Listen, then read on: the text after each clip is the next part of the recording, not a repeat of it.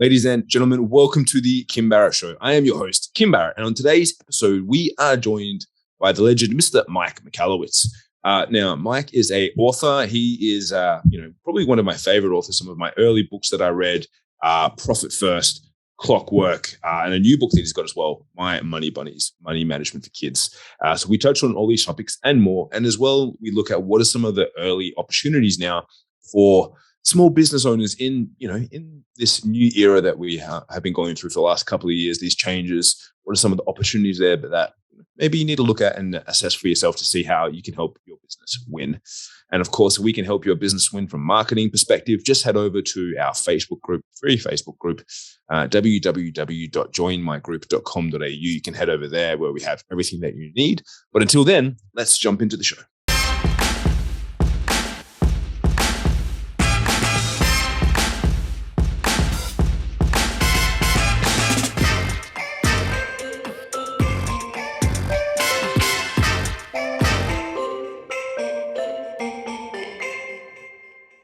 Mike, thank you so much for joining us today. Really appreciate you making the time. Oh, it's a joy to be with you. Thanks for having me. It's great. And now I normally start a podcast off the same way every time, which is I like to ask the question, Mike, if I met you at a party and you and I were just chatting back and forth, and I said, what is it that you actually do? What's your go-to answer? One word, a phrase, I'm an author. And that's usually what I say. I think that's significant because I used to say, I'm a business owner who writes books or something like that. And it's confusing. I'm an author. I'm an author of predominantly business books for small business owners. I love that. And look, I have to say, I was very excited we could get you on because you're one of your first books that I ever read, Profit First. Oh, I love seeing that. It was a huge favorite of mine. And pretty much every single one of my clients, when they come on, they're all small business owners and they're like, what are some good books that we should read? I was like, just go read everything Mike has. Thanks, mate. I really appreciate that.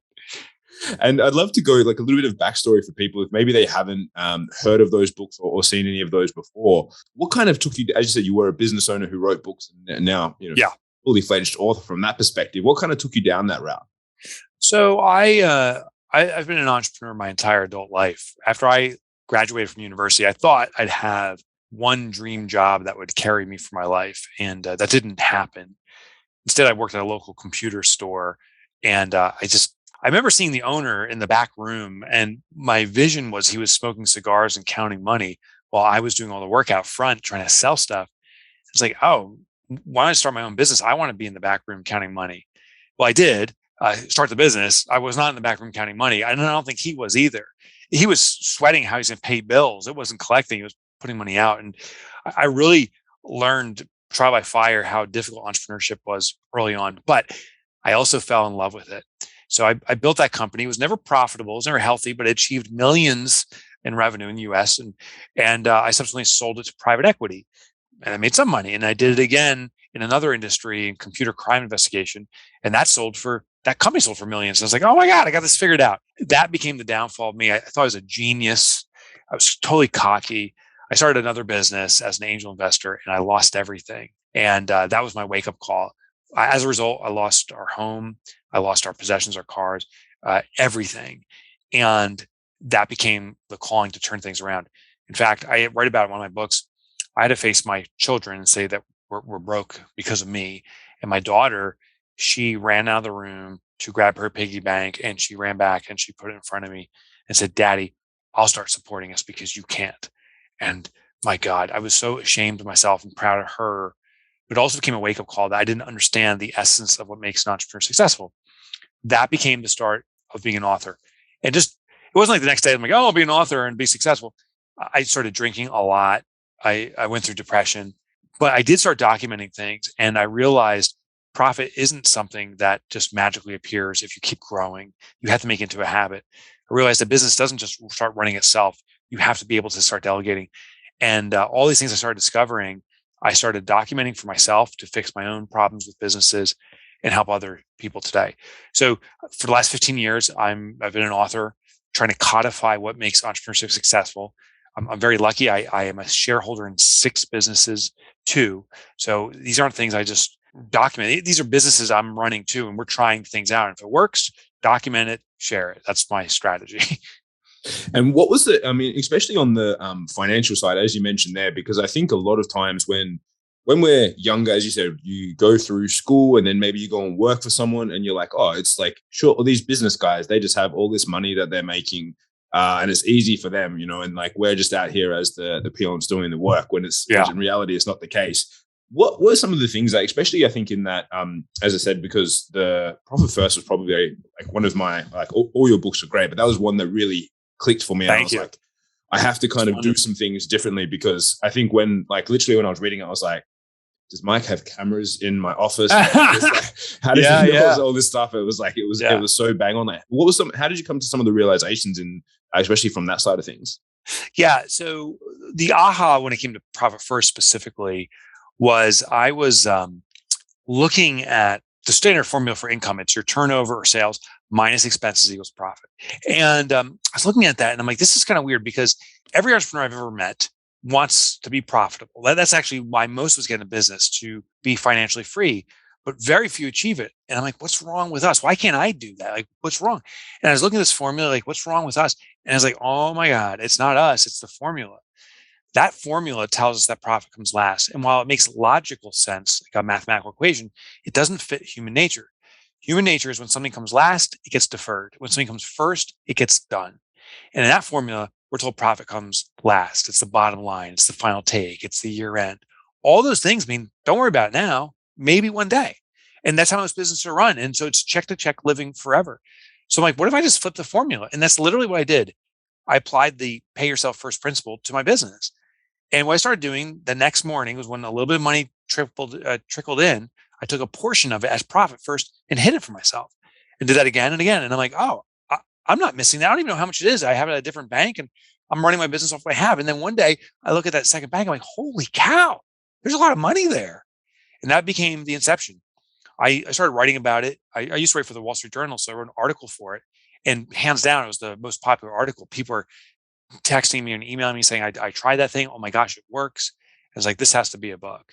Today, I think we have over 600,000 companies. I shouldn't say I think, I know we have over 600,000 companies that have deployed it globally. It's in Australia, it's in the US, and it's everywhere in between. And I think I remember when I read it and I was going through it, and it did make so much sense. And I think as well, because as entrepreneurs and business owners, we kind of have to be like glass half full type of people, really, to make things work. So you're like, well, I've got all this money here, even though I know I've got to save profit and whatnot. But if I just go and like invest or do more advertising or marketing or do this, surely as a business owner who's good and doing good things, it's going to increase. And then you get to the end of the day and you're like, oh, wow, yeah, there isn't any profit left or anything. So I remember I went straight away, created those accounts, hid them. I created one and call it the government's money, in brackets. Nice, you did that. Good. Not your money. And I was like, oh. Every time I look at it, I was like, I can't take it. That's the government's money. Like I'm not allowed to have that. And it hit them. I use the exact same phrasing. And it's painful to see that. But I'll tell you what's interesting is I have people email me. I am so fortunate. Like, literally by the hour, I get multiple emails from people reading Profit First from everywhere and how they've implemented it. And what surprised me is the most frequent time I get emails is during the tax season. So in the US, it's in April. I know Australia is a different month, but it's during those periods of time that people email and say, I can't believe this, but my business is paying taxes for me. They're celebrating it. And the reason that happens, it was intentional. I just didn't expect people to be so excited about it. Is there's behavioral principles throughout the book. So the first one is, if something's hidden from us, we won't be tempted by it. So you do try to hide your money from yourself. Another one's what you do first gets done. So if you take your profit first, you're assuring profitability.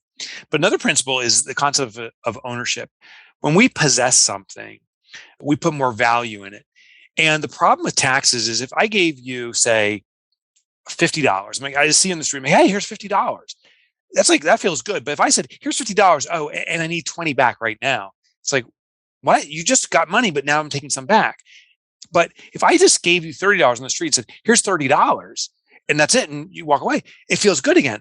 Now, in both situations, it's the exact same dollar amount, but I am taking back possession of something you temporarily owned. I gave you $50, you possessed it, and I took it back. That's what happens with taxes. We earn this income, and then the day comes, the government's like, well, give me my portion. And it's like, what? You're taking from me. But if the business already reserves that money, you never take ownership over it. You just get your pay. When that tax time comes, you never felt ownership. It's like, the company's got it. And it's cool because you don't have to worry about it ever again. So that's another kind of behavioral phenomenon that happens. And that was it, definitely. I remember, I think I read it after my first year in business. At the end of the first year, I got my first like tax bill and GST. We have it here in Australia as well. And I was like, what do you mean? Like, I don't have that much. Like, where is this money meant to come from? I was like, this is so stressful. Then I was like, oh, cool. I found this. And I was like, oh, great. Like, I'm doing all of these. My manager, I was like, hide everything from me. I didn't want to know what's in the account to spend, because otherwise I'm going to go too crazy. And it's definitely been a big factor for me going forward, making sure. And then all of my clients are the same. I'm like, hey, guys, do this. Like, it's magic. I love it. I love it. Thanks for spreading the word. No, of course, a pleasure. And then I'd love to touch on, because obviously that's like really like money management for business owners and really for adults on how to do things. And now you've just got a new book as well, which I got for my niece for her first ever Christmas. My Money Bunnies, the money management for kids. Everyone's like, all my other family, they got like Beatrice Potter and all these like nice like books. And I was like, I'm giving her Money Bunnies. This is Money Bunnies. I hope it becomes her favorite. 1 year old. What's that? How did that come about? Like, tell us a little bit of the story of that one. Yeah. So, well, I have 3 children of my own. I mean, they're all grown and adults now, but we did certain things in our home that I thought were normal, but maybe weren't. Like, we never gave allowances to any of our children. You had a worksheet that you could sign up to do work for the week and make money. And if you chose not to do it, fine. And what I also heard from many parents too is the wish for better education around money. And I don't think there's a lack of education around money. I think it's just overwhelming. As a child, you're told when you're exposed to money, it's like somehow you made it and now you got to spend it. And what do you do with it? And then you start hearing these different things and it's very confusing. So I wanted to get to the core essence of money management, and I wanted to make it fun so that when a kid does this, they understand the most important principle of all. And this is something that they'll want to do for hopefully their life. And maybe when they're adults, they're not going to have little jars made like bunnies, but they'll have that principle. Maybe they'll do it at their bank account. The system is, it's when money comes in, and this is not something I created. This system's been around forever. It's when money comes in, first allocate it to its intended use before you spend a dime. Money comes to your bank, split it up into profit and other accounts so you know what you're going to use it for. But when a child makes money, what we do now is that money goes into one of 3 jars. It gets split up, I should say, amongst 3 jars. The first jar is called the Anytime Bunny. And what's important about this is all humans, regardless if we're 1 year old or 100 years old or somewhere in between, we like to get a reward. When we see something that's really intriguing to us, we like the ability to say, I can now possess that if I choose to. Now, without pre-allocating money, most of us, when we see something, like, oh, I have just enough, and we spend it and there's no money left for anything else. And that becomes the problem. So we still need that reward, but it needs to be throttled or controlled.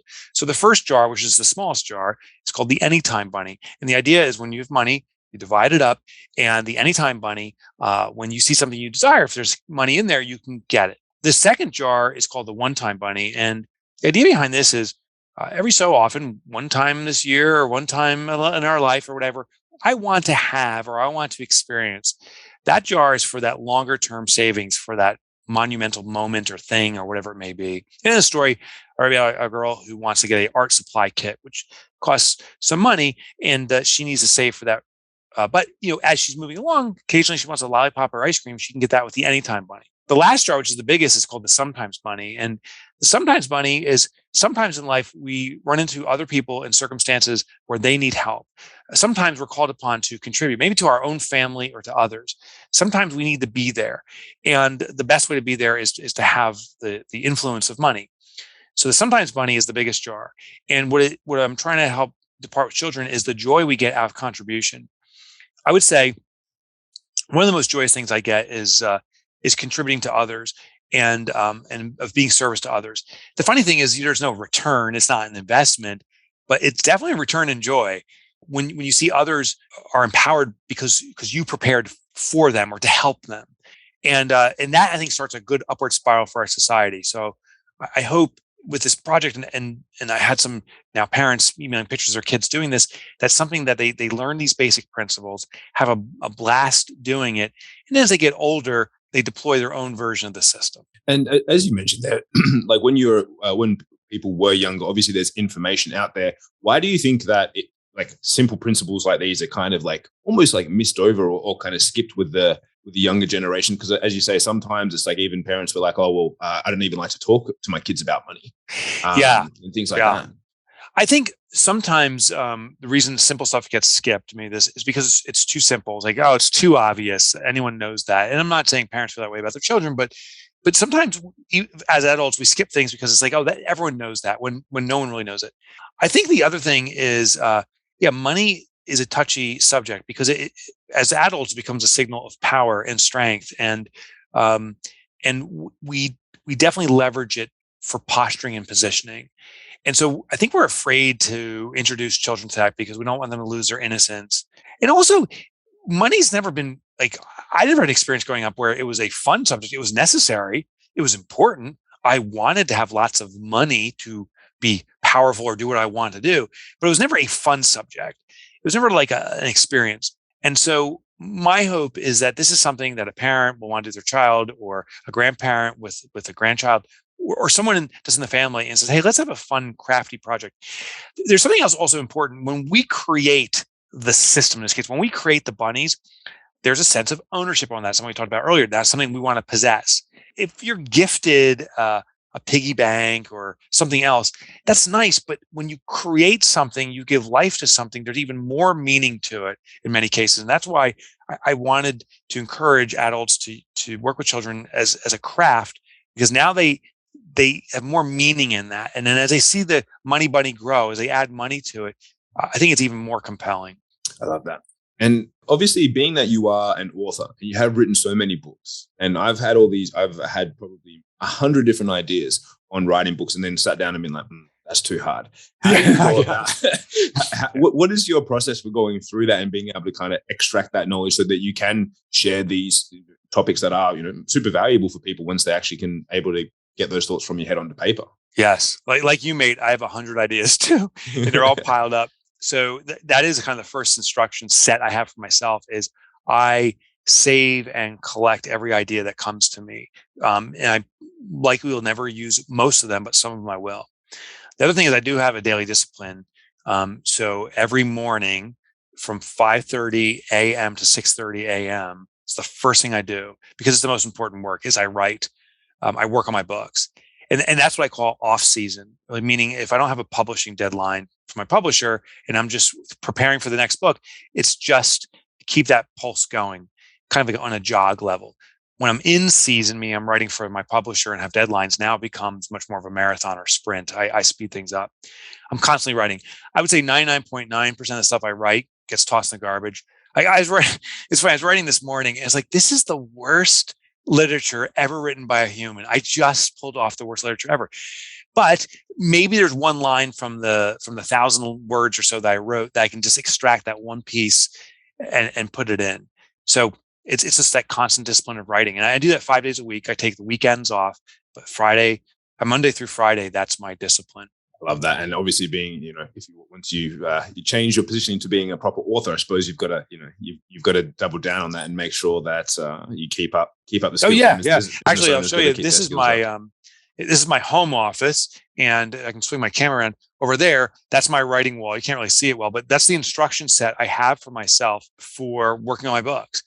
And to your point, when you asked me, what do I go by or how would I introduce myself? When I first wrote my first book, I was like, I'm an entrepreneur who wrote a book. I didn't have the discipline. The day I declared I'm an author, and the entrepreneurial part is nice, but that is a secondary component to writing about entrepreneurship.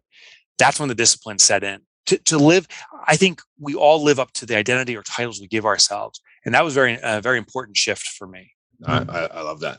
And so being that you're obviously a lot of your writing is for entrepreneurs and it's for business owners, do you see anything different after the last couple of years that we've had and going into 2022 and onwards? Do you see anything different in the entrepreneurial landscape that people need to kind of adapt towards or themselves towards after everything that's kind of gone on? Yeah, my gosh. And it doesn't seem to be ending anytime soon. But what I did notice is the customer's expectation has permanently shifted, and the businesses that are responding to that are doing well. The one obvious thing is restaurants. In the little community I live, there's some restaurants, and they were eat-in restaurants. When the COVID pandemic hit, they became takeout restaurants where you pick up the food and so forth. But the smart ones did something even better. What they started doing is they closed their dining areas completely and just went all in on the kitchen. Some of them started doing cooking classes because, so many more people are homebound. They said, hey, you want to learn how to make our favorite recipe? Pay us $100 or whatever the number is, and we'll do 3 Zoom sessions with you and the community teaching you how to make these meals. It's like, oh my gosh, that's wickedly smart. Very few did that, but the smart ones did. Another one teamed up with a food truck. They didn't have a delivery system. People had to come pick it up. They got a food truck, and the food truck can stack 50, maybe 100 meals. Now what they can do is you can order and you can say, I want my meal delivered at 6 this evening, and they deliver it hot. And it's there, and at 6:05, they're at the next residence, and it's hot, and it's there. And they can stack up these deliveries and roll them out like super quickly. I think those businesses are going to thrive now because the customer has a new expectation. I don't think I, as a consumer, going to go back and say, I want to always dine at restaurants. I love the fact I can do a cooking class in my kitchen. I love the fact that I can get a really incredible meal and dine here at my house with my family. And I couldn't do that before. So that expectation's there. I think we as business owners, regardless of the industry we're in, have to be really acutely aware of the new expectation from our customer base. How are they behaving differently? How's their vantage point different? And then really lean into that. And that's the opportunity. I think I wholeheartedly agree. We've probably been the least affected, I would say, in the world here in Australia, but businesses definitely have been affected from the change of how consumers are operating. So it's totally. Yeah. Totally. And now, Mike, I could probably sit here and chat to you all day, but I want to make sure I stay on time here. I like to ask the same question at the end of every podcast as we get towards the end of our time together, which is there a question which I haven't asked you that I should have? No, there's not a question you should have asked, but there is something I feel compelled to share, if that's okay. Please, yeah. It's about the shift for small business. Like, how is small business not changing in it as a service entity or as a product producer, but how is it shifting the economy? Like, how's the economy shifting? And this is what I found fascinating is, along with the changes we just talked about with the customer's expectation, the old models I see are collapsing in certain areas. Here in the US, these mega malls were so popular, and they are seemingly crumbling compared to what they used to be. But what's taking over then is you have these juggernaut players, the Amazons of the world, who are trying to lap up all that business. But what I'm noticing is customers also want the tactile experience. They liked going to the mall or whatever it was. They want that tactile experience. So there's this, I think it's this great battle now. It's who's going to have more fortitude in exposing what they have to prospects and winning them over. So I think we're in this kind of Wild West as the Amazons of the world try to assert themselves, but the small businesses have the opportunity.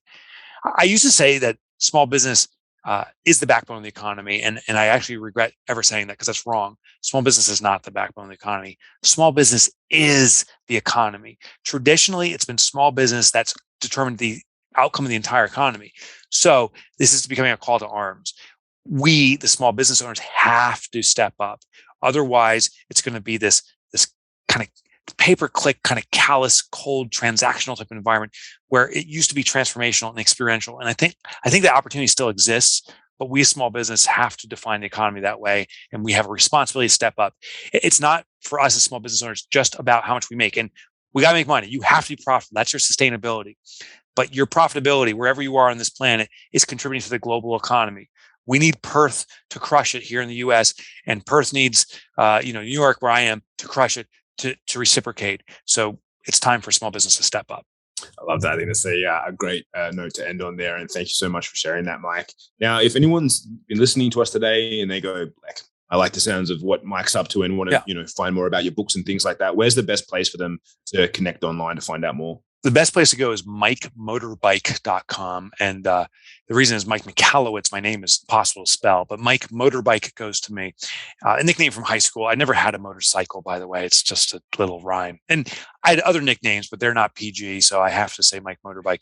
If you go to mikemotorbike.com, all my books are there, free downloads of the chapters. I also used to be an author or a columnist for the Wall Street Journal. You can get those articles for free. All at mikemotorbike.com. Beautiful. Thank you so much. So guys, wherever you're watching or listening to this, check the notes above or below. We'll have a link to Mike there so you guys can go and find out more about what he's up to. And if you know someone who maybe is a parent or a business owner, entrepreneur, small business, please share this episode with them. Let them hear a little bit from Mike and what he's up to, because I think it's super powerful and something that everyone needs to understand and have more clarity on in their businesses and lives. So, Mike, thank you so much for making the time to join us today. I truly appreciate it. Thank you, mate. I appreciate you. Thank you.